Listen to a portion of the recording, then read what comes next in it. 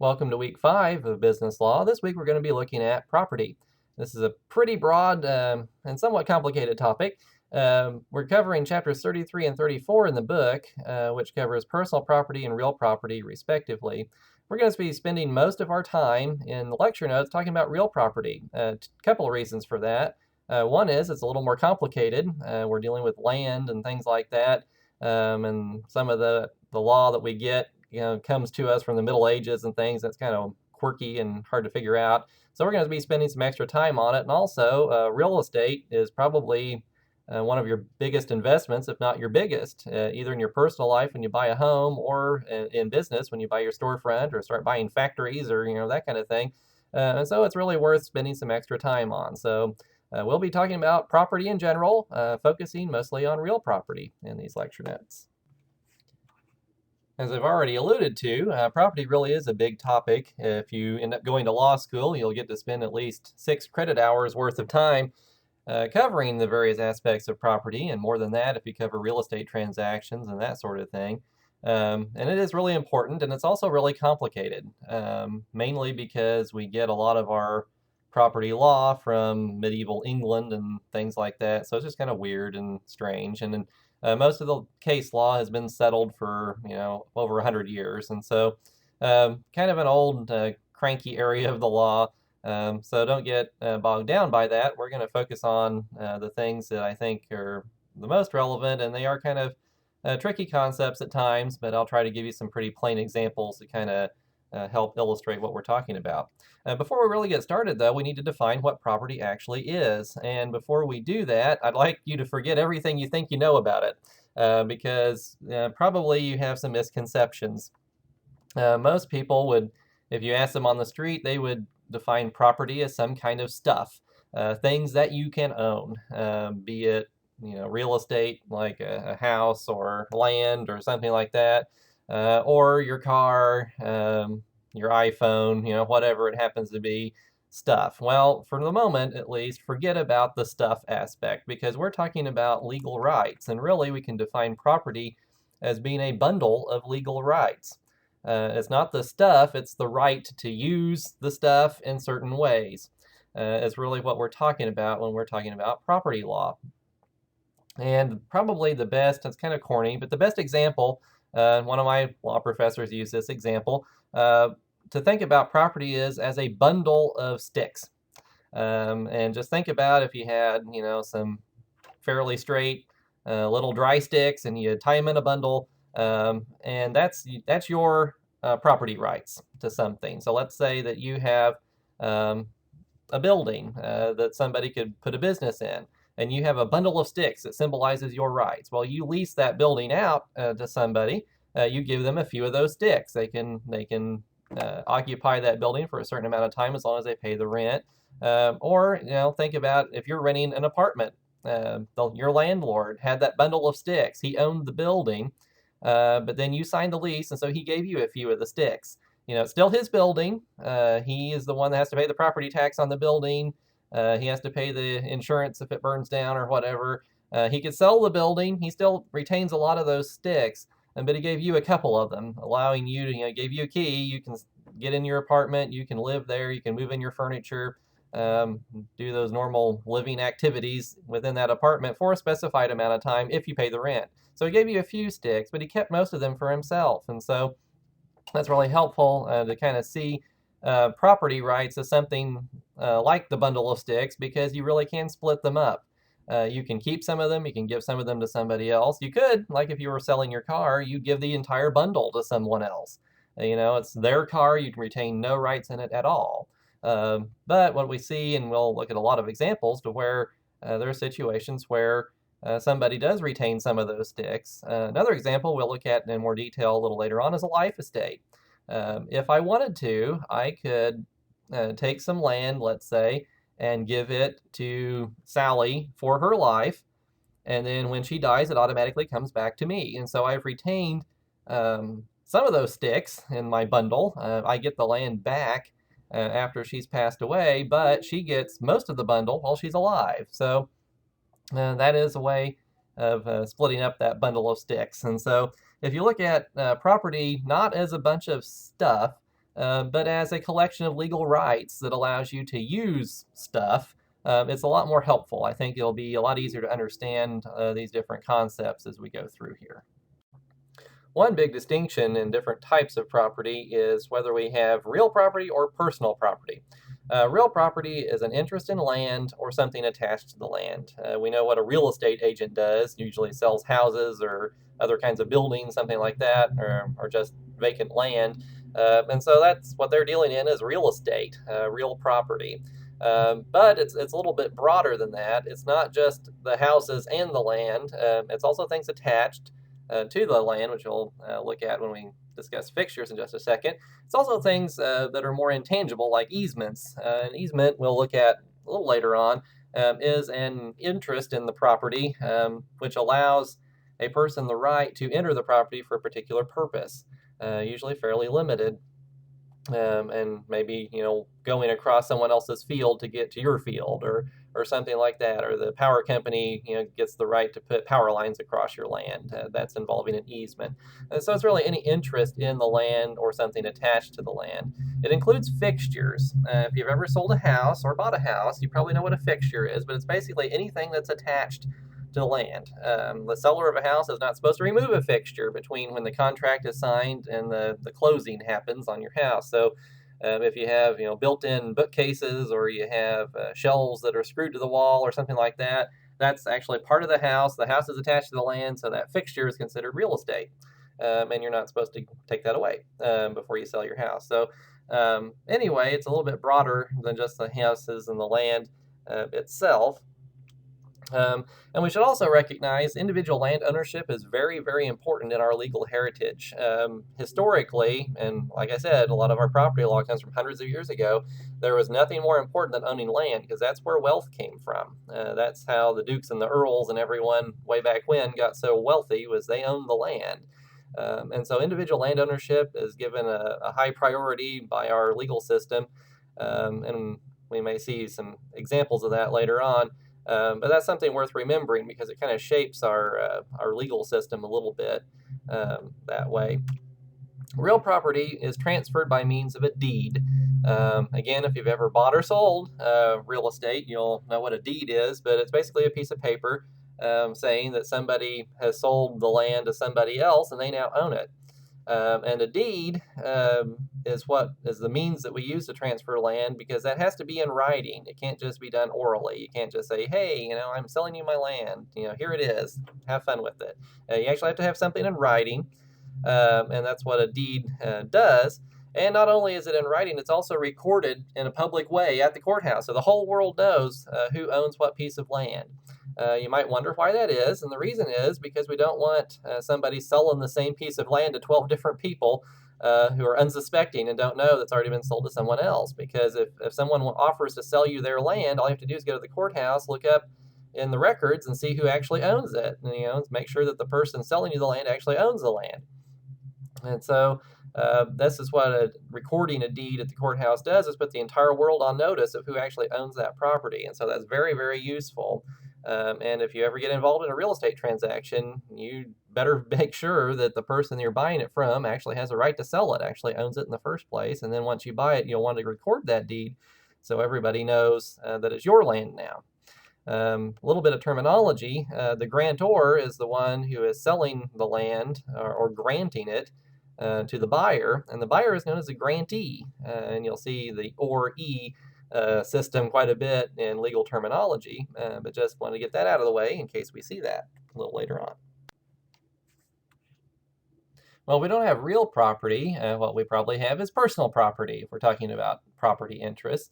Personal property describes an interest in something that is not attached to the land, and critically, that can move around. If it's movable, if you can haul it cross country somehow, more than likely it is personal property. And that's really the big distinction. Either it's stuck to the surface of the earth and it's real property, or it's not and it's personal property. Some examples that we have of different kinds of property begins with tangible personal property. This is something that you can see, hold, or touch. And this is normally the stuff that we think of when we probably think of property. Examples would include your car, a book, a llama, even something that's alive. If it's an animal or a plant, can be personal property. It's not stuck to the ground. It can move around. That's going to be examples of things that could be personal property. Intangible personal property is something that can't be detected directly with the senses. You might think about, what are you talking about? Well, lots of things. For example, a share of stock. Now you can see a stock certificate. If they don't do that a lot anymore, I don't think, but companies actually issue stock certificates that you can, has a nice old gold seal on it, and you can stick it in your safe or whatever. That's not really the share of stock, though. That's just a certificate saying that you own a share of stock. If you own 1/2 billionth of the Microsoft Corporation or something, that's intangible. I can't go, bring my friends over and say, see my slice of Microsoft? That's something that you can't really detect with the senses. That's when you're talking about a share of stock, that's really a right to participate in the profits of the company. And that's not something that you can see, smell, taste, or whatever. So that's an example of something that's intangible. Other examples include a patent. We'll talk about those more, but you probably have some idea of what a patent is. It's a right to make a profit off an invention, basically. Again, that's, you can look at the invention, but the right to profit is not something that you can see, taste, smell, touch, whatever. A copyright, right in a creative work that you created. A check, if you write a personal check to somebody, again, that's memorialized on a piece of paper, but really the check is memorializing the right to be paid. And again, the right to be paid is not something you can detect with your senses. And so personal property, it can be something that you can hold in your hand, touch, pet in the case of the llama, or whatever, but it can also be something intangible, which sometimes that's the most valuable thing. If you had shares of Walmart stock in the 70s, that's going to be a lot more valuable than your average llama. So both kinds are equally important, and that's one way we can distinguish different kinds of personal property. As I said, we'll be spending most of our time in these notes talking about real property. And this is one of the reasons that we're going to do that is because it's complicated, to be honest with you. One reason it's complicated is because it's so stinking old. Some of our legal precedents and practices kind of go back to Roman times or before. Certainly the Middle Ages had a huge impact in England with how we handle this area of law. And they just were quirky back then. They did some kind of odd things. And so we're still dealing with the consequences of that in the modern era. So it is kind of complicated, but don't get bogged down by that. I'll try to make it as simple as I possibly can. So let's talk about estates and land. An estate is a type of legal ownership interest. In other words, what kind of sticks are in your bundle of rights with respect to a particular piece of real property. And that's what we're talking about. There are two major categories of estates and land. One is called a non-freehold estate. All this means is it's not absolute. You don't have all the sticks in the bundle. And also it's temporary in some ways, not expected to last forever. So if you sign a 6-month lease on your apartment, that's a non-freehold estate. You don't have, if you decide to turn your apartment into, some kind of business or something, your landlord might get angry at you because that's not what he rented out for you to do. You're supposed to live in it. So you don't have all the rights in your bundle. Also, it's going to end at some point. After 6 months, if you don't re-up your lease or whatever, your landlord can kick you out. So again, that's what a non-freehold estate is. It's not absolute. You don't have all the sticks in the bundle. And again, it's expected to end at some point. In contrast to that, a freehold estate is defined as an estate of uncertain duration. You may or may not have all the sticks in your bundle, but what really distinguishes it is that we don't have any particular ending time in mind. It could last forever. We don't know. It might not, but theoretically, at least it could. There's no expiration date on it. And so that's the two different main types of estates and land. Well, the most common estate in land that we normally see is the fee simple absolute. And this is usually, if you look at a deed, it'll say something like to Bob and his heirs. It gives you an idea that this is supposed to be permanent because not only is Bob getting it, he has the ability to pass it on to his heirs, to whomever he wills it to when he's dead. So this is designed to be a permanent situation, you owning this piece of property. It involves having all the sticks in your bundle that the law allows. There's no way to own property that gives you more power over that property than a fee simple absolute. And there's no expiration date on it. Unless you decide to sell it or you forget to pay your property taxes and they take it from you, or the legal system collapses in some way, you're going to own that piece of property, or your heirs or whomever you gift it to when you die. Uh, this is as good as it gets. And, we would say in common everyday conversation that you own that land. You're not leasing it, you're not renting it, you are the owner. And that's the most common way to own land. And by virtue of being the owner, you can give away part of your sticks for a period of time. You can sell part of your land or all of it. You can lease part of it out. You can use it as collateral for a mortgage. If you decide to borrow some money, you can rent it out. You can do all these kinds of things that involve, giving out your sticks temporarily or permanently to other people. So you have all the sticks in your bundle, and it's a fairly permanent situation.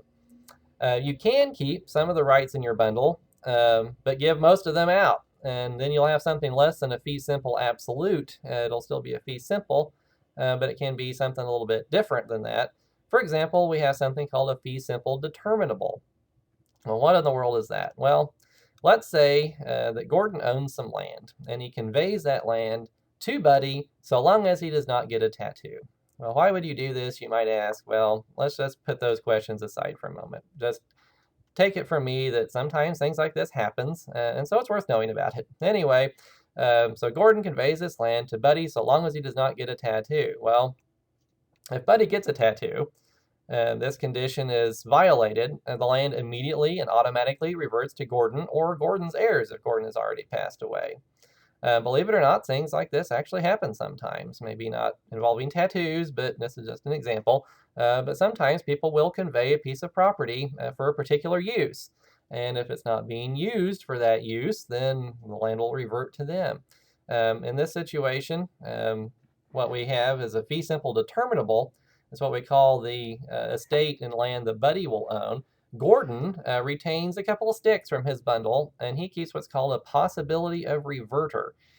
So there's a possibility if Buddy gets a tattoo, the land will revert back to Gordon. So he keeps a couple of those sticks in the bundle, and if Buddy violates this condition by getting a tattoo, then all the sticks come back to Gordon automatically. So kind of an odd situation, not used a lot anymore, but it does happen, and it's worth knowing about.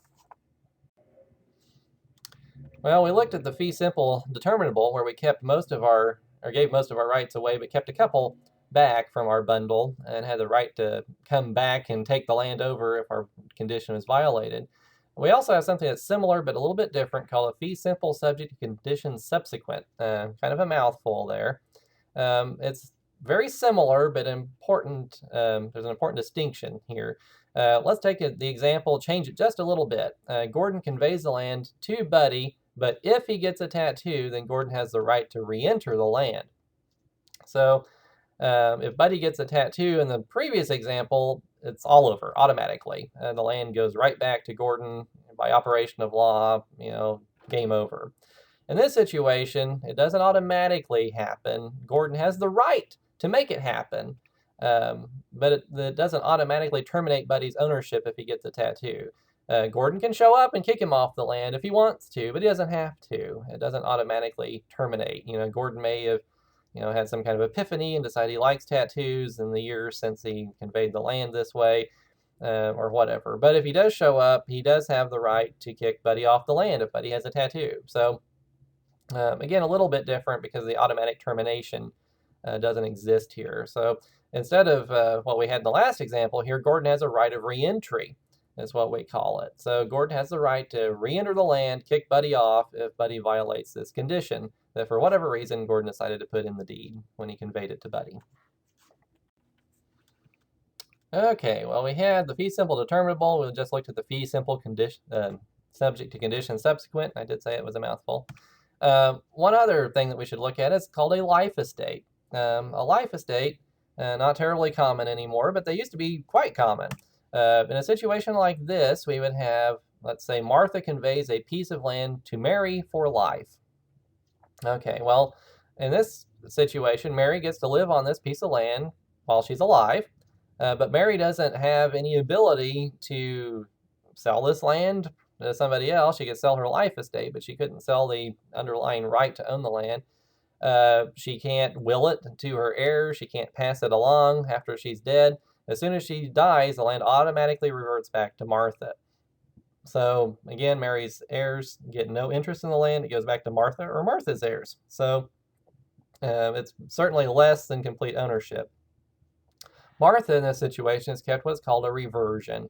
So it's again, the land will revert back to Martha once Mary has passed away. What Mary can do with the land during her life is limited. She can't commit waste, is the terminology that we use. Say, for example, that Martha has this wonderful sheep meadow that she decides to convey to Mary, and so she fully expects Mary to go enjoy this sheep meadow as long as Mary is alive. And as soon as Mary has passed away, the sheep meadow gets back to Martha, and then Martha can run her sheep on the sheep meadow. Okay.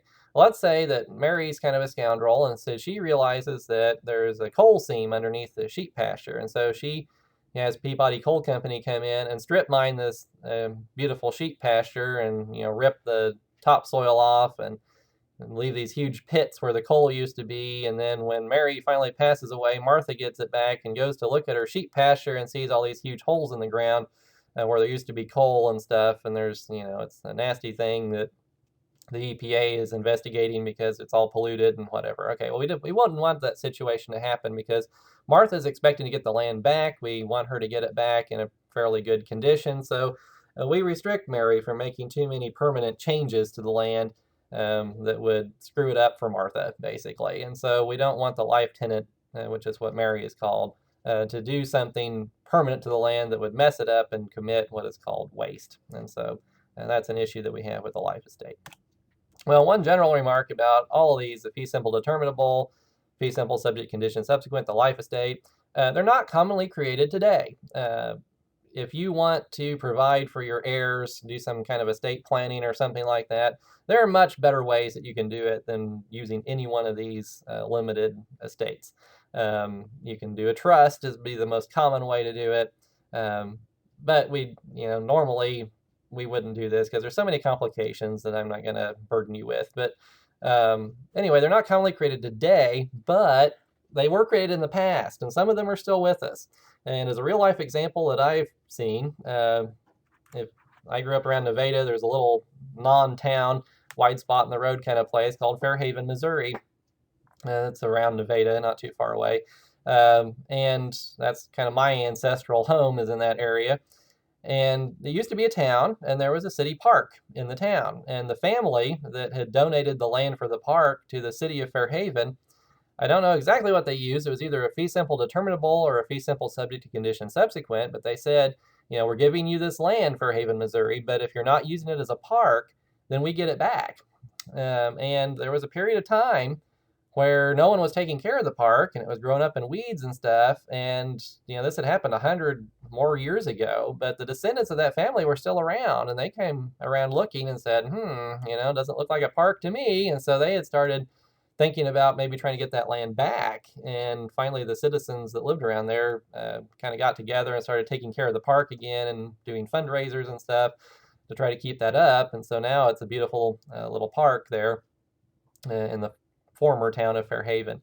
So anyway, this really does become relevant in our modern life. We don't create these things anymore usually, at least not on purpose, but we might run into a situation where, we're looking at buying some land that maybe, this has been sold in the past, with some of these restrictions in there. So that's worth knowing about. We might have to get our real estate attorney to take a look at the deeds and the abstract and stuff if we see one of these. So anyway, it's kind of weird, isn't created anymore, but they are relevant to our modern life because they were created in the past and they might still exist. All right, well, we've been looking at freehold estates. Let's look at non-freehold estates, specifically a leasehold. A leasehold estate is what you have when you rent real property. When you execute a lease, there's multiple things going on. A lease itself is a contract. You get the leasehold, which is the property interest, in exchange for paying the rent money. So when you sign a lease, there's multiple moving parts here. There's property law involved. There's also contract law. We'll spend a lot of time looking at contracts throughout the semester, but what we're focusing on now is the property law aspects. the leasehold that you get in exchange for paying the rent money when you sign the lease. The lessee or the tenant is the one who signs the lease, gets the right to occupy the property for a limited time and do limited things. We already kind of touched on this, but if you rent an apartment with the expectation you're going to live in the apartment and you want to open a beauty parlor in your apartment, your landlord might have something to say about that because usually your lease will specify the things you can do in your property, or his property, when you sign the lease. And so it'll limit the activity that you can do there. So they might not want you opening a business if you signed a lease that was for a residence. Also, the lease will normally have some kind of term on it, so 6 months or a year. And after that, you don't have any right to occupy the property. So your rights are pretty limited there. The lessor or the landlord is the one, of course, that you're renting from. In this arrangement, gets the rent money, keeps a reversionary interest. And so once the lease is over or you stop paying your rent, potentially, the rights in that apartment or whatever you're renting goes back to the landlord. Also, if you violate your part of the lease, if you don't pay the rent, for example, or you do open your beauty parlor or whatever, the landlord has the right to evict you as the lessee. So the landlord is keeping most of the rights in that bundle of sticks, but gets to give you a few sticks for a fairly limited amount of time. Well, with the leasehold, there are several different kinds that we can have. First of all, we have the term tenancy. A term tenancy has a specific start date and end date. So if your lease says, you're renting this office space from January 1st to December 31st, that's a term tenancy, specific start and end date there. A periodic tenancy specifies the length. So if your lease document says, well, you're renting it for 6 months. Okay, so that's the length. The funny thing about a periodic tenancy is it will repeat unless one party gives the notice it's ending in advance. And so the period in advance can be changed by the lease document itself. But if you have a 6-month lease, it can say in the lease document that the lease will continue and will renew automatically for another 6 months unless one of the parties tells the other one that they're ending. So as the tenant, if you say I'm moving away, or the landlord says, I'm not going to renew your lease, I want you out of here, unless that happens, that 6-month lease will keep renewing every 6 months or a year or whatever the period happens to be in that particular leasehold. A tenancy at will keeps going until one party terminates. These happen by accident a lot of the time. No one signs a tenancy at will specifically. It can be a situation of where someone tried to create a tenancy and they were sloppy, and so they messed up with the period or something like that. It's not usually used on purpose, but anyway, there are situations where we can have two parties in a relationship to where the lease will keep going until one party decides to terminate it. So just know that. And usually, like I said, if it's a term tenancy or periodic tenancy that's poorly drafted or something like that, but it does happen. A tenancy at sufferance really isn't a regular estate at all. Basically, this happens when a tenant overstays their welcome. And so there's a 6-month lease, but it's month 7 and the tenant is still there. That's called a holdover tenant when we have that situation. And holdover tenants, again, they don't leave after the lease ends, and so they don't really have a recognized right to be there. So a tenancy at sufferance isn't really a real tenancy at all in a sense, but that's what we call it. The landlord, if they want to, though, with a holdover tenant, can allow the tenant to stay. Usually, if that happens, it'll convert to a periodic tenancy. So let's say that you had that term tenancy to where it started January 1st, went to December 31st. And if the tenant stays and the landlord allows them to stay, the law would probably just say, okay, well, we had a term tenancy. We'll just look at that as a periodic tenancy now to where the period is 1 year. And so it'll just automatically repeat because apparently both parties are happy with the situation. So they'll just kind of convert that over. In the situation of a holdover tenant, the landlord can evict the tenant because they have violated the terms of the lease. They're still there. They're occupying the property when they have no right to do so. But they must follow the legal process, and that's terribly important. Landlords can get into immense amounts of trouble if they try self-help without using the legal process to try to evict somebody. Sometimes, that might seem unfair, but we have legal protections there for a reason, because, when landlords can be mean and kick people out who don't deserve it too. And so there's a legal process there for evicting somebody, and just know, if you're a landlord, you better know what that process is and follow it to the letter, because the law takes a dim view of being mean to tenants or avoiding this process.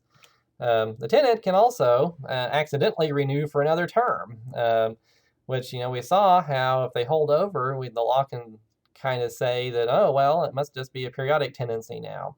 Well, if the tenant stays over and doesn't, want that to happen, they can kind of find themselves in that situation by accident. So let's say, we had that term tenancy from January 1 to December 31st. They're still there on January 2nd, because they were slow getting their crap moved out of the place, or whatever the situation is. Well, they could find themselves on the hook for another year of rent because they stayed past the end of their term. And so the law, if the law sees that as, okay, we'll convert that to a periodic tenancy and the period is a year, well, the tenant can be on the hook for another year and have to pay rent unless another substitute tenant is found. And so as a tenant, you have to be careful too, not to violate the terms of your lease, because things can happen that you didn't intend. You don't want to pay another year's worth of rent for a place you didn't want to be. So certainly be careful of that as a tenant. If the lease is up at a particular time, you better make sure, if you're going to hold over, how your landlord's going to look at that. So it's better to work out some kind of arrangement than just hold over and see what happens, because bad things could happen, and we don't want that. Well, most of the interest we've been looking at so far entitles whoever has that interest to possession of the land. But not all interests are possessory immediately. In other words, they don't give you the right to occupy the land, the real estate, in that particular moment in time. It may be something that happens in the future. And we saw some previous examples. Remember, with the fee simple determinable, a fee simple subject to a condition subsequent. We saw reversions and possibilities of reverter, or rights of reentry. We saw situations where the original owner who had conveyed the land had the right to come back and own it later on and occupy it. So in that situation, like when you give a life estate to someone, they have the right to occupy that during their life. You don't, as the grantor of the life estate. But once they die, you have the right to come back and own it in the future. So that's what we call a future interest in a situation like that. You don't have the right to possess and occupy the land today, but you might tomorrow. And so those are called future interests. Future interests can also be given to third parties. All of our examples we saw where the original grantor of the land would get, that kept that future interest and might get the land back. But we can also grant that future interest to a third party. For example, let's say that George conveys his land to Bob for life, remainder to Sally and her heirs. Well, what's going on in this situation? Well, Bob has a life estate. We've already seen that. Bob gets to keep the land for life. He can't, sell it to somebody else, or, strip mine it or whatever. But he does have the interest in the land where he can occupy that for his lifetime. But, we saw with the life estate, if we don't do anything else, that would revert when George would have a reversion. But that's not what's happening here. Instead, we have what's called a remainder. Sally has a future interest. And so Sally has no right to occupy the land today, as long as Bob is alive. But once Bob dies, she gets the land, and it says Sally and her heirs, which is kind of our legal shorthand, meaning that she gets to keep it forever. She can keep it till she dies and will it to her heirs or offspring or whomever she wants to.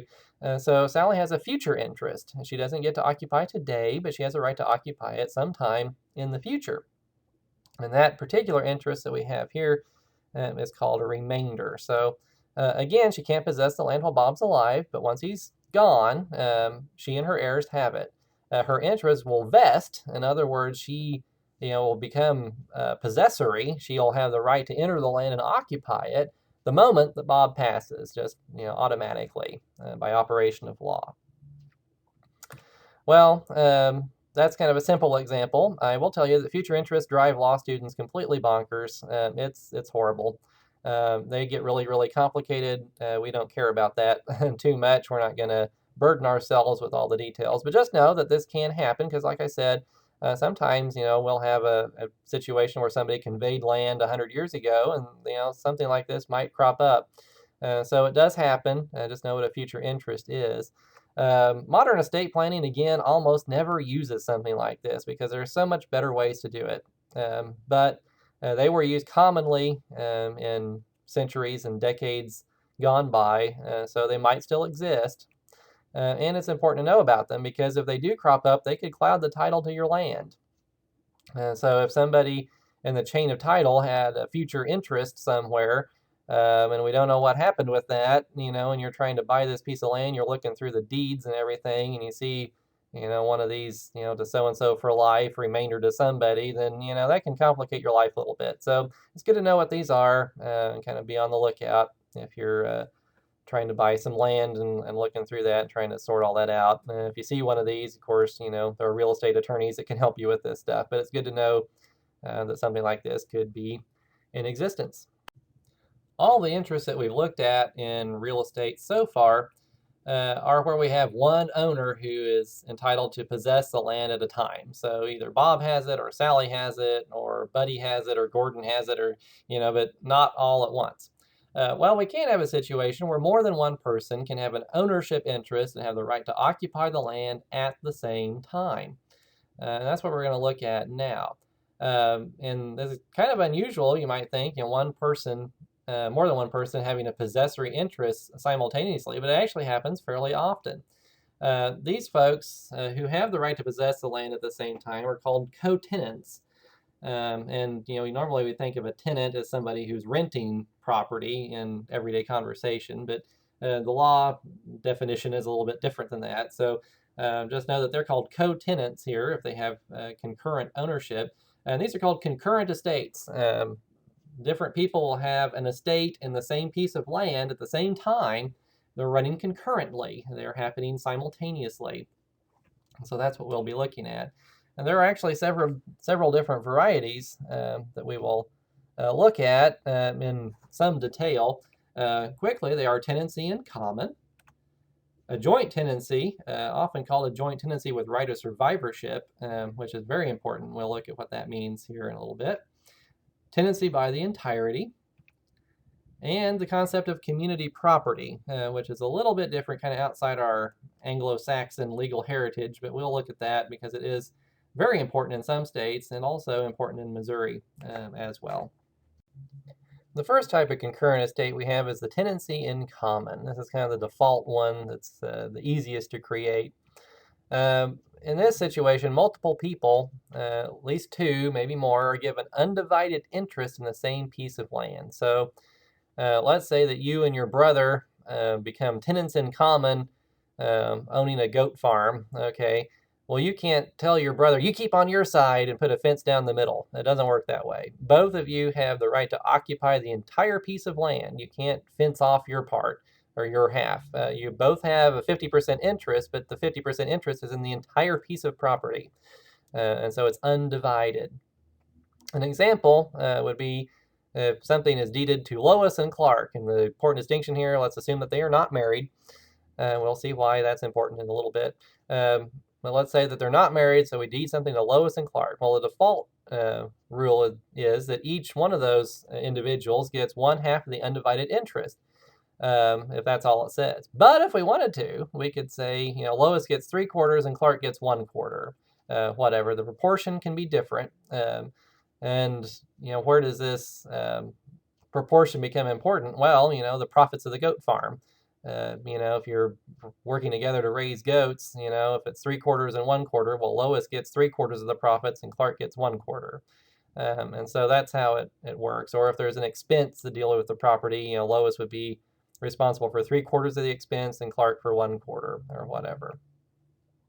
So each one gets their fraction of profits from the land, has to participate in the maintenance costs and that kind of thing. The interest in the land passes to heirs of the co-tenant. So in other words, if Lois and Clark own the goat farm together, Lois dies, then her interest in the land goes to her heirs, and they, whoever that is, would become co-tenants with Clark. And so that's how that works. Little fuzzy here, depends on the state and some other things, but a lot of times the co-tenants have to agree before one of the tenants can sell their interest. And so you can kind of see why that would be. If you're Lois and Clark and you enter into this goat farming enterprise, and Lois wants to sell out to somebody else that Clark doesn't like, he might want to have a say in that. And so there can be some complications there. If sometimes we'll have a situation where the co-tenants can't get along. They hate each other's guts. Basically they're partners. They don't like being partners. They want to walk away from this situation. The court can partition the land, but they'll have to go to court to get this done. And this can happen in a couple of different ways. One is the court can order the land to be sold, and they'll just split the money down the middle. Maybe one of the partners would end up buying the other one out. That would be one way to deal with this situation. But the court, can get involved and force that to happen. There is also something called the partition in kind. And this is where the court actually lets you put the fence down the middle and say this is your half. And so they physically divide up the land. This gets to be incredibly messy because no two pieces of land on God's green earth were created exactly the same. And so if you have your goat farm here, there may be a pond on one half, but there's no pond on the other. Or the driveway may be on one side, but there's no driveway to the other side. And, there's a creek on one side and not the other. Or there's only one barn and it's in somebody's half. And, how do you, in the world, do you split this to where it's equal and it's fair to both parties? So that gets to be a horrible mess. And so we try to avoid those situations if we possibly can. But once in a while it happens. So if you deed land to Bob and Tom, and they aren't married, Bob and Tom can be married now, so important to make that distinction. By default, you have a tenancy in common. And so if there's, the deed doesn't say anything else, and it just, to these two people who are not related by marriage here, then you'll end up by default with a tenancy in common. The second type of co-tenancy we have is a joint tenancy. Conceptually, this works a lot like the tenancy in common, but it's special. The reason it's special is we have 4 unities, is what the law calls them. In order to have a joint tenancy, we have to have all 4 of these unities present. If even one is missing, we will not have a joint tenancy. We'll probably have a tenancy in common because that's the default. But we may have this special situation if we have 4 unities. Well, what are the 4 unities? Well, one is the unity of time. And what this means is that all the owners, all the co-tenants, receive their interest in the land at the same instant in time, not 1 microsecond later. And so when the deed is written or whatever, Bob and Tom, let's say, are the co-tenants here, Bob and Tom both get their interest in the land at exactly the same moment. When the same deed is executed or, whatever, if one person dies and wills it to Bob and Tom, when that person dies, that's the instant in time that they get it, or, whatever the situation is, they have to get it at the same time. If Bob gets his interest today and Tom gets his interest tomorrow, we cannot have a joint tenancy. They have to receive their interest in the land at exactly the same instant in time. That's the unity of time. We also have to have unity of title. In other words, the owners all get their interest in the land from the same piece of paper, be it a deed, a will, whatever we're talking about. So if Bob has a deed and Tom has a different deed, we cannot have a joint tenancy because there's no unity of title. The same deed has to say, to Bob and Tom. So it has to be the same piece of paper. So we have to have unity of title. We also have to have unity of interest. Remember that we saw with the situation where Lois and Clark had split the turkey farm, or goat farm, I think it was, 3/4 and 1/4. Well, we can't do that with a joint tenancy. It has to be equal. So all the owners have to have the same fraction of interest. If there's 2 owners, they both have to have half. If there's 3, they each have to have a third. If there's 4, they each have to have a quarter. Whatever the case is, all owners have to have the same fraction of interest. If they have different levels of interest, we do not have unity of interest. We cannot have a joint tenancy. We also have unity of possession, the 4th unity. Each tenant has to have an undivided interest, and then that is the right to possess the whole piece of land. So if we have a situation where we have Bob and Tom again, and Bob, for whatever reason, is restricted from using, the back 40 of the goat farm or whatever, can't have unity of possession. They each have to have an undivided interest to the entire piece of property, or we can't have a joint tenancy. So those are the 4 unities. So we said already what the default rule is. If you convey to Adam, Eve, and Sally a piece of land, the law will assume it's a tenancy in common unless you rebut that presumption. So the default rule is it's a tenancy in common. That's the presumption.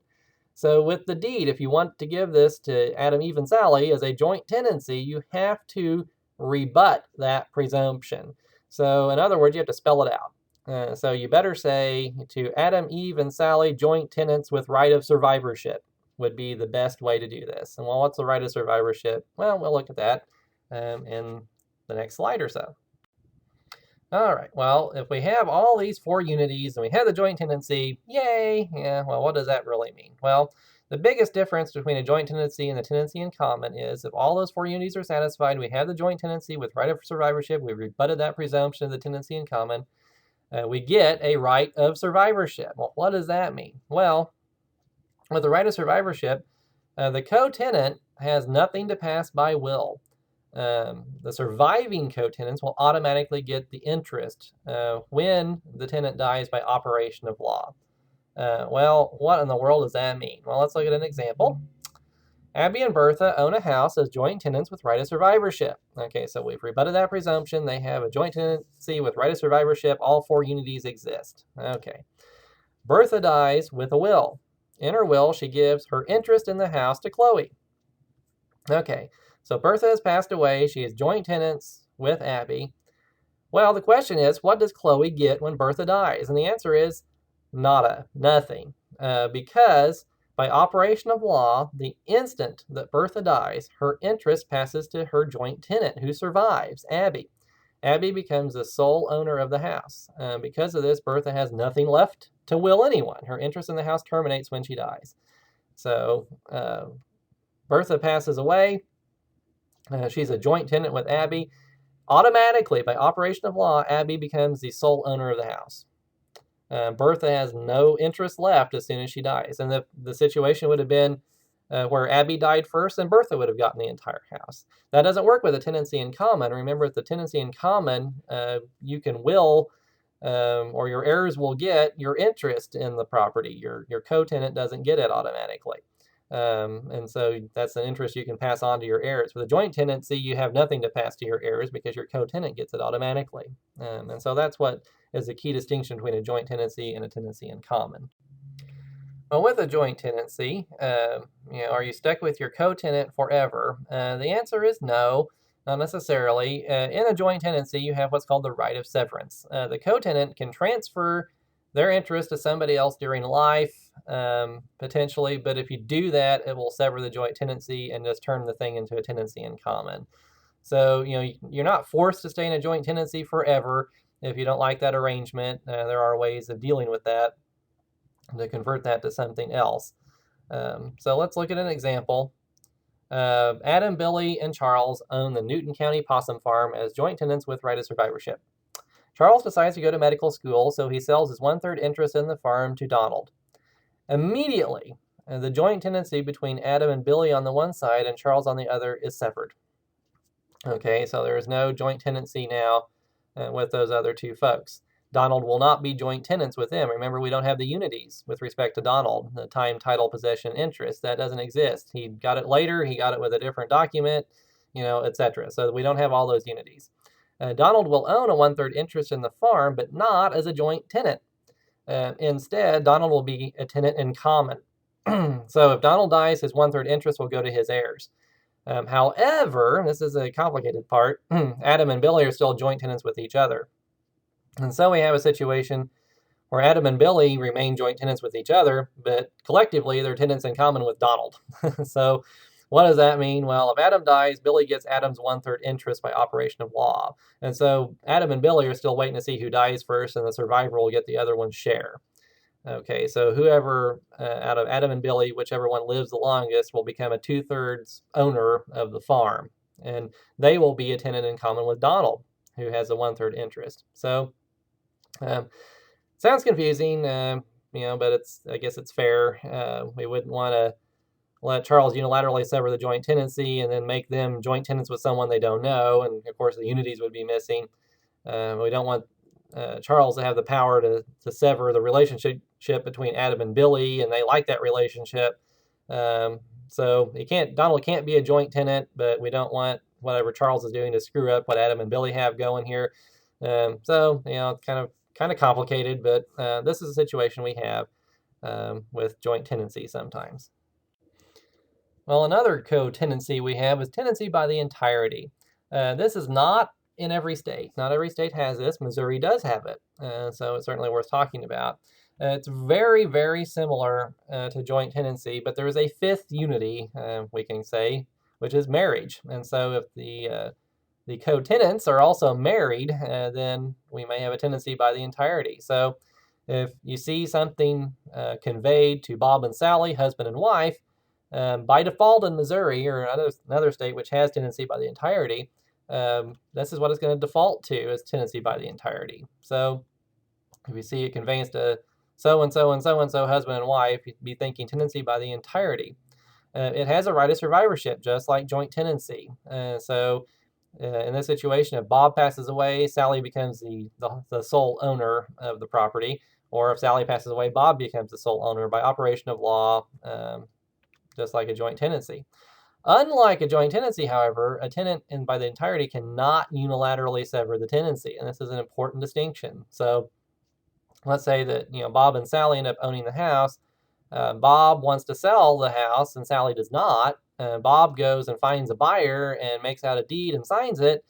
Is that deed any good? And the answer is no, that's not going to convey the property because you need both Bob and Sally to agree. And so if you ever deal with real estate, if the person you're buying from is married, normally you're buying a house, you have to get the spouse to sign the deed too. And lots of good reasons for that. But in Missouri, it's a necessity because of the tenancy by the entirety. So certainly something worth remembering here.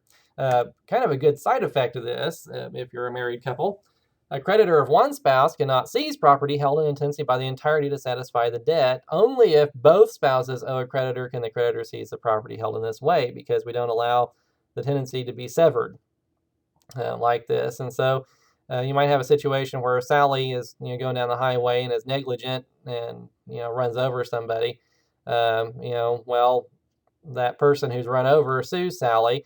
They might not be able to get Bob and Sally's house because it's held as tenancy by the entirety with Bob, and they can't sever that. And so there can be some creditor protection in there. It gets kind of complicated at times, but anyway, something good to remember about that. One more aspect of co-tenancy we're going to look at is community property. Missouri does not allow community property to be created here. It's not a community property state. We're a common law property state. But there are several states that do have community property. If they were once owned by France or Spain, typically. So mostly in the West and Southwest, places like Texas and California, Arizona, places like that have community property. And so with community property, it's a little bit different. And again, you can't create community property in Missouri, but you can bring it with you from other states unless you change it. And so anyway, it is worth our attention, even if we are just dealing solely with Missouri.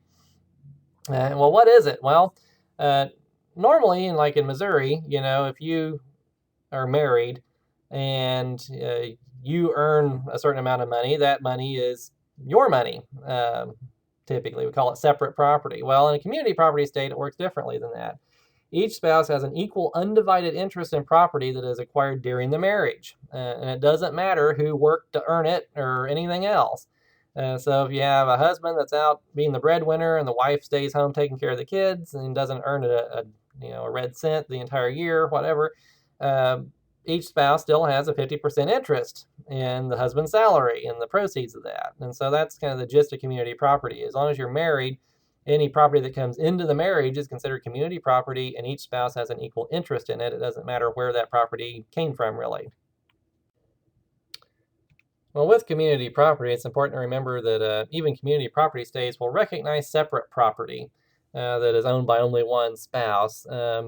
For instance, if you own something as an individual prior to the marriage, that'll remain separate property unless you do something to change that. Um, Also, property that one spouse receives by will, gift, or inheritance will remain separate property. So, Bob and Sally are married, and Sally's uncle dies and gives her something in his will, and, that can be separate property. When separate property is sold, the proceeds of it will also remain separate property. Let's say that, Sally's uncle gave her a Van Gogh, and she sells the Van Gogh and gets a great big check and deposits it in the bank. Well, that money, unless she does something with it, like we'll see in a second, that will still remain separate property as well. And so her husband won't get half of that by default. But we may have a situation where separate property is commingled, which is legal speak for mixed up, with community property. And in that situation, it can also become community property. Let's look at an example of that. Let's say a wife owned a painting prior to the marriage. After the marriage, she sold the painting for $10,000. So up to that point, we're still talking about separate property. She owned it prior to the marriage, separate property. After the marriage, she brings it into the marriage with her. She sells it. The painting was separate property. Even after she got married, the $10,000 is still separate property, and she just converted the painting into money. But then she and her husband decide to take that money and another $10,000 that is community property and buy a minivan. Okay, well, the minivan may be considered community property because it was purchased with something that used to be separate property, but also with money that was community property. And so we've mixed it together. We've commingled the separate property and the community property together. And so the whole thing may be looked at as community property from then on. Like a joint tenancy, community property is considered by most community property states to come with a right of survivorship. And so if you own property with your spouse in a community property state, and your spouse dies, and you will get whatever the community property was, you'll normally get 100% interest in that. There is some variation on that, especially if there's kids. There may be some complications there, but that's a lot of states, that's how they handle it with the right of survivorship, pretty much the same way. In a state like Missouri, where we're not a community property state, community property becomes important when you have a couple who is moving to Missouri from a community property state. Any community property that they bring with them does not magically get converted into separate property unless they do something about it. So when they bring community property with them, it will stay community property. Even though Missouri is not a community property state, we'll call it quasi-community property. And like I said, it's not automatically converted to separate property. So you may have a situation where there is community property in Missouri that was moved in from out of state somewhere, and it stays community property, and we'll treat it just like a community property state would, pretty much. Okay, well, everything that we've looked at so far is mainly dealing with possessory rights. It enables you to actually come in and occupy a piece of real estate and to actually be on the land in a physical sense. Well, not every right entitles you to possess the property. We've already looked at some examples of that, like future interests. We've mentioned easements, and we'll look at that in some more detail now. An easement gives someone else the right to enter your land and use it for a specified purpose. That is not entitled the holder of the easement to possess the land, but just to use it for a particular reason. For example, utility companies do this all the time. They have to have somewhere to run their power lines. In my neighborhood in Joplin, we have underground power lines, and the back 10 feet of my backyard, there's an underground power line under there. And Empire District Electric has an easement on my property that if that thing fizzles and sparks and needs worked on, they can come onto my land, dig a big hole, and work on their power line, and I can't do anything to keep them off. They can be on there to do that.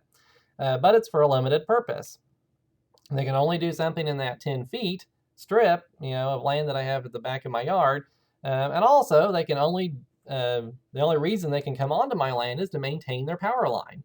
If they wanted to go in my backyard and build an office on their 10 feet of land, I can keep them from doing that. They don't have the right to do that. It's a limited purpose. So that's a very common example. We might have it between just private individuals too. For example, let's say that you have out in the country, you have two different fields, and your neighbor owns the back 40 and you have the front 40, and there's really no good way for him to get to a public road without coming over your land. Well, you could grant him, probably for some cash changing hands, an easement. that would allow him to drive over your land to get to the field. So that is a legal right that he would have to enter your land for the sole purpose of transiting across it to get to his place. And, in the easement, if you have, again, this would be in writing, you'd have a deed just like you would with any other real property transaction. It would specify, where he can go, and, the purpose of going across there is just to get to his field, and so on and so forth. So, that's another example where you might have an easement. You might have two neighboring businesses which will have a formal agreement in the form of an easement to where your customers can use your neighboring business's parking lot, for example, and so they can't gripe at you if your customers are parking on their parking lot, something like that. So lots of different examples that we could have. Easements can be affirmative, which allows you to do something on the land. For example, that's what we just were looking at. The utility company has the right to come and build its power line on your land. Your neighbor has the right to drive on your land. Your customers, can use someone else's land and park on it. So it allows you to do something. That's an affirmative easement. But we also have negative easements. It keeps you from doing something. So, let's say that you have a great view of the ocean or something from your piece of property, and your neighbor has a piece of land a little bit down the hill, and you could enter into agreement with him that would keep him from building anything higher than a 2-story building that would block your view. And so you could have a negative easement that would keep somebody from doing something on their land. So either way, still an easement. It's non-possessory. You don't have the right to possess the land, but certainly pertains to the land, so it's considered a type of real property. Kind of like an easement, but something less than that is what we call a license. A license might be as simple as you buy a ticket to a ball game that allows you to come into the ball field, and have a seat on the bleachers. That's a license. It's not as formal as an easement. It's something less than that. Maybe, you show up at the Motel 6 and you get a room for the night. You have a license to use that room. You're not a renter. It's not an easement. It's not something like that. But it's a license. And so just want to bring that up because you'll see that term once in a while. Interestingly enough, you can give someone a license if you're afraid they might end up with an easement by accident or something. And there's things like called prescriptive easements and stuff that we won't get into here. But sometimes it's to a legal benefit to actually give someone a license if you're letting them use your property. That kind of defines their rights. And so that's something to think about. If you're letting someone use your property, sometimes it's good to put that in writing to make sure that you're giving them the interest that you want to give them and no more than that. So it kind of defines everyone's rights. So anyway, that's a license. Well, now we're going to shift gears away from real property, and I did promise that we would spend most of our time on real property. We're going to transition now to some intangible personal property. And this is probably the type that's more unfamiliar to most of us, so I thought it was worth a look at as well. Again, this is a type of personal property that you can't see, hear, touch, smell with your senses, that sort of thing. And there are several different kinds that are particularly relevant to business that I thought was worth spending some time on here. One is trade secrets. A trade secret is some kind of specialized knowledge that gives a business competitive advantage. For example, you figure out a way to build widgets faster than all your competitors. That's going to be an advantage. It may not, we'll look at patents and things later. Maybe something that's a little simpler than that. It's just some kind of, innovation that you came up with that may not even be worth a patent or not patentable, but it's something that makes your business a little more competitive. And if your competitors found out about it, they'd be able to compete better with you. And so you want to keep that a secret. One example of a trade secret is a customer list. If you've developed relationships with all your customers, they like to buy your widgets and you like to sell them your widgets and all that, and you have their contact information, all that, that can be considered a trade secret, that somebody else, you don't want your competitors to get a hold of that because then they could go steal your customers. Sometimes formulas would be a trade secret. Again, we'll look at patents in a second. A patent is something that's new and innovative that's never been seen before in the history of mankind. If you're stirring up chicken crust, we already know about how to make a crust on chicken, so that's not something you can patent. But your secret blend of herbs and spices that makes it finger looking good, that may be a trade secret that makes people come buy your fried chicken rather than your competitors. And so that's something you want to keep secret. Or like, the formula for Coke, for example, that, makes it taste better than Pepsi or whatever. If you steal a trade secret, you can be sued for that.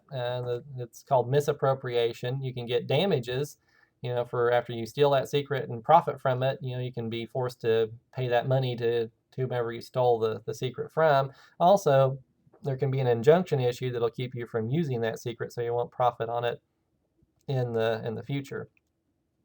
Of course, to get protection like this, you must try to keep it a secret. If you publish the list of secret herbs and spices on your website and the whole world can see it, it's no longer a trade secret. So you actually have to be trying to keep it a secret before it gets any kind of protection at all. So if you're giving it away by making it public knowledge, then it's no longer a secret. So it's not a trade secret anymore. Another type of intellectual property is a patent.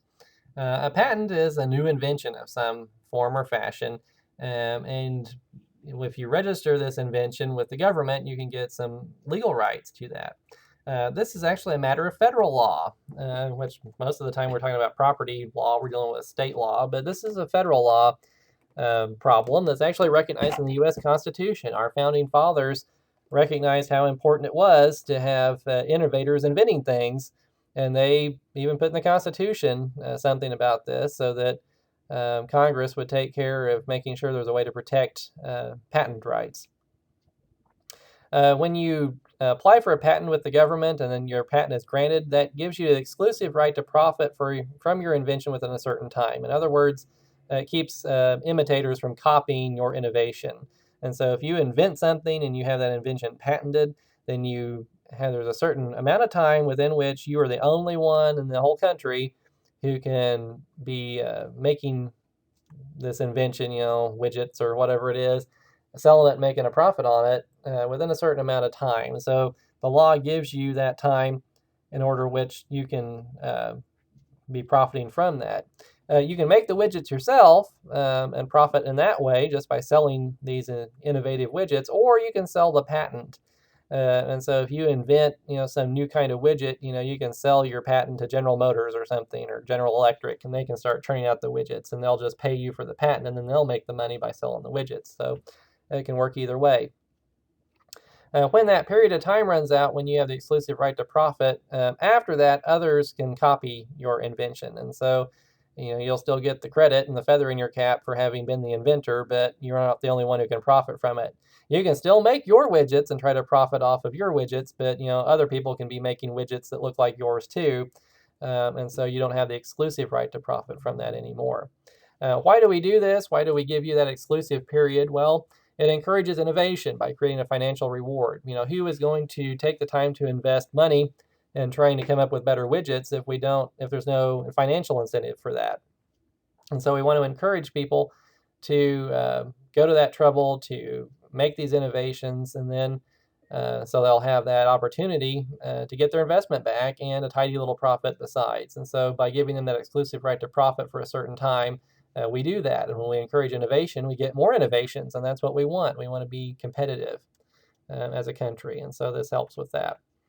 If somebody else copies your invention during that exclusive period, that is called infringement. They've infringed upon your patent. And if that happens, then you can take action on that. You can sue them to keep them from doing that, get an injunction to keep them from any further infringement.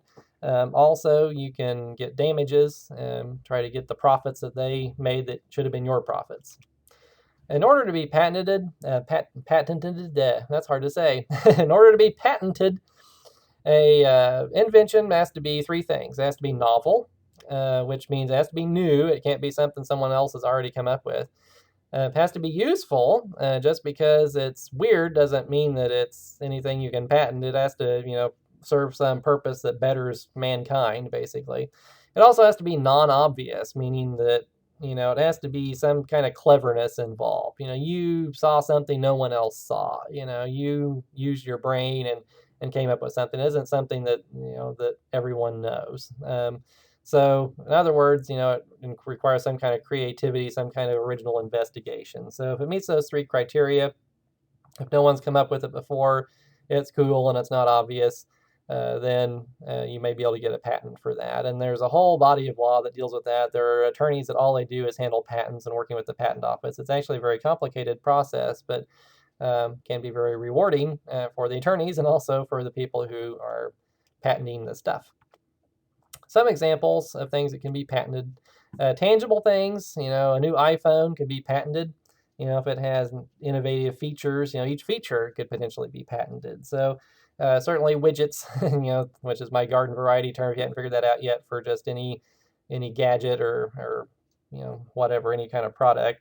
It can be something intangible, like software. If you figure out how to do something with software that no one else has figured out before, that's something you could potentially patent. A chemical compound, like a drug, for instance, can be patented. So, some new kind of chemical. If you make something in a test tube that's novel and useful and not obvious, then you can get that patented. And that the horizons, I guess, have been pushed back recently with biotechnology. Even things like plants with modified genes can be patented. And our discussion question this week deals with a little bit of that kind of thing. So even some kind of biological organisms and things have been patented. So, really it's the boundaries are being pushed back as technology provides more opportunities for things like that. Another type of intellectual property is a copyright. A copyright is an interest in a creative work, and it protects that creative work from unauthorized duplication or use. And so we're not talking about widgets anymore. We're talking about things like a movie, a story, a book, a song, something that you created, and something artistic usually is what we're talking about. If you violate that copyright, that is also called infringement, the same term as we would use with a patent. Anyone who creates a writing or other work automatically owns a copyright in that work as long as it's something original. And so you don't have to, file a paperwork with the patent office or anything like you would with a widget if you created that from scratch. You automatically get that right to control your work. You can register your work with the government, but that's voluntary. And even if you don't, you still own rights to your creation. So you can register a copyright. You don't necessarily have to do that. Statutes set a certain time in which the creative work will be protected by copyright. It doesn't last forever. If an individual creates an original work, they and their estate will own that copyright for 70 years after the individual dies, usually. And that can be extended in certain times and stuff like that. But anyway, so that doesn't last forever. So something really, really old is probably out of copyright. And so within that time frame, someone who wants to use the copyrighted work in a substantial way must get permission to do so. And if you do that, you'll have to give the copyright holder a fee. And so, if they've written some kind of book and you want to use a chapter of their book when you're creating your textbook or something, you have to get permission to do that, if it's some substantial work. And that fee that you have to pay is called a royalty. Well, after that period of copyright protection is over, the work becomes part of the public domain, is what we say, which means basically that anybody can use it however they want to use it. Once it's out of protection, then it's just kind of fair game. It's in the public domain, everyone can use it. Even before that period runs out, people can still use it in certain different ways within the confines of what's called the fair use doctrine. So, for example, let's say that you're writing a research paper and you quote from the Encyclopedia Britannica, it's you quote, 2 sentences is all that you're quoting from the Encyclopedia Britannica in your research paper. Well, that's under copyright, the encyclopedia is, and so, are we going to make you go to the Encyclopedia Britannica and make them give you permission in writing to use their copyrighted work in your research paper before you can turn in your paper? The answer is no. If it's something like that, if it's fairly minor, that's considered fair use. So for the most part, using a small part of a work is okay, as long as you're not profiting off of it. So, it might be a different situation if you're taking those 2 lines from the Encyclopedia Britannica and printing them on T-shirts and selling, 1 million T-shirts and getting millions of dollars off of that. That might be a different situation. But if you're not trying to make a profit and you're just using, a small portion, of something like that, that's considered fair use. And so most of the time we can get away with using copyrighted works in that manner without any trouble at all, thanks to the fair use doctrine. Well, another type of intellectual property is a trademark. A trademark is something that identifies a business that they use basically for marketing. And so it can be a name, a symbol, a mascot, a slogan, a logo, anything that they use to identify their business and differentiate themselves from competitors. Um, so when you have a situation like that, we can call that a trademark. They're protected by federal statutes. You can register them with the federal government. When you do that, the government will do a check to make sure no one else has registered a similar mark. If they haven't done that, they'll allow you to register that mark, and then you're free to use it in that particular line of business that you're in. Once that's done, you've registered your trademark as protected for 10 years. When the 10 years runs out, the owner of the trademark can apply to have it renewed an unlimited number of times. And so you can keep it basically forever as long as you keep doing the paperwork. An example of this would be Nike's swishy thing, their little logo. No idea where they came up with that, but anyway, everyone sees that little swishy thing and immediately thinks, oh, that's Nike, So if they see it on a t-shirt or a shoe or whatever, they know it's Nike. Okay, well, that's a symbol that identifies the business. They use it in marketing. And so you can think of a number of different examples of that. But, the Golden Arches is another example. It would be a trademark, or, even like, the shape of your building might be, all Pizza Huts, I think, have the same type of roof, or, at least they used to. Even things like that can be trademarked. So any type of thing that you use in your business that kind of identifies your business, differentiates it from competitors, could potentially be a trademark. There are different kinds of marks that we might want to think about. One is a certification mark, which identifies a product that's coming from a particular place. An example of that would be champagne. We know what that is. It's wine-like substance that's bubbly. And a lot of people just use that and say, oh, it's champagne. Well, they don't worry about where it came from. Well, in actuality, there is an area of France called Champagne, and that's where champagne is made. That's where it was invented.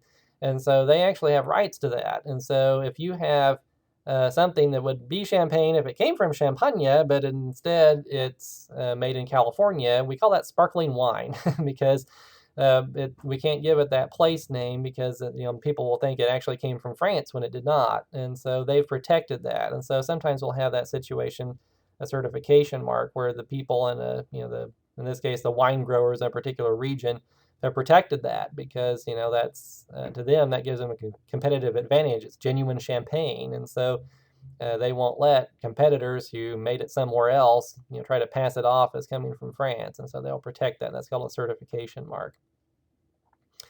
Just a normal phrase can be trademarked if it develops a secondary meaning that associates it with a particular brand. For example, I think Walmart's still using this. Save money, live better is their slogan right now. So, okay, well, does that anything special really? It's just four pretty ordinary common words that everyone knows. But they stuck them together. They turned it into a slogan. They've used that in their marketing. They kind of given it a secondary meaning. And people hear that, they might think about Walmart now. And so it's ordinary words. It's not some name that they made up or anything, real cool and innovative. It's just a pretty ordinary sentence, really. But because they've been associated that with their brand, they might be able to trademark that. And so that can happen once in a while. Also, it's worth mentioning that once a company has a trademark, they must work to protect that mark.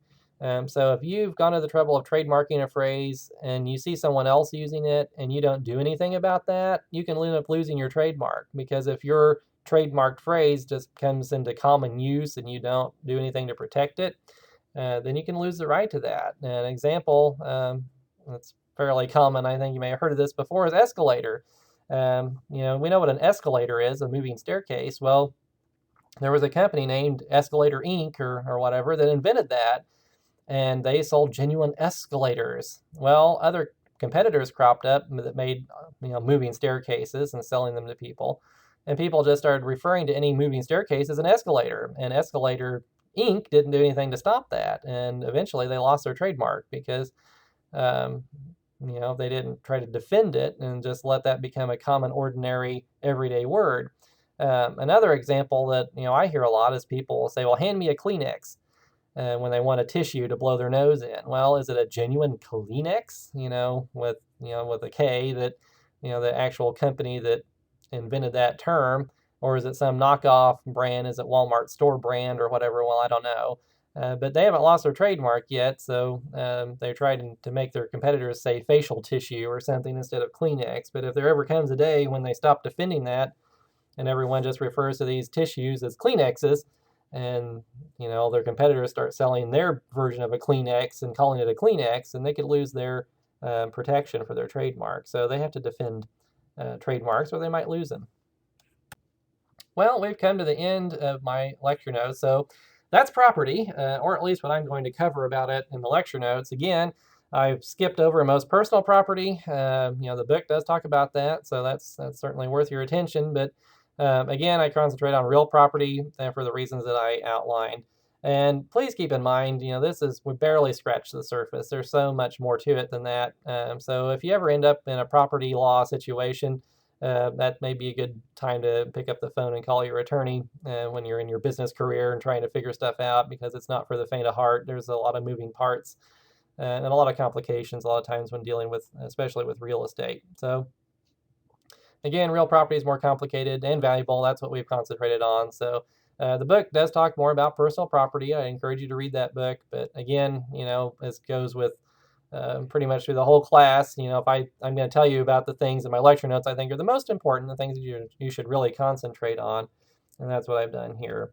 And certainly this is going to be relevant to you if you ever buy land, you ever rent a building, you're going to be dealing with these issues. So it's certainly worth your attention. If you're going to kind of mail it in in a particular week, this probably isn't the one to do that if you're actually intending to have a business career. It's good to understand what's going on in the property world. So that brings us to the conclusion of our notes. Hope you have a good week.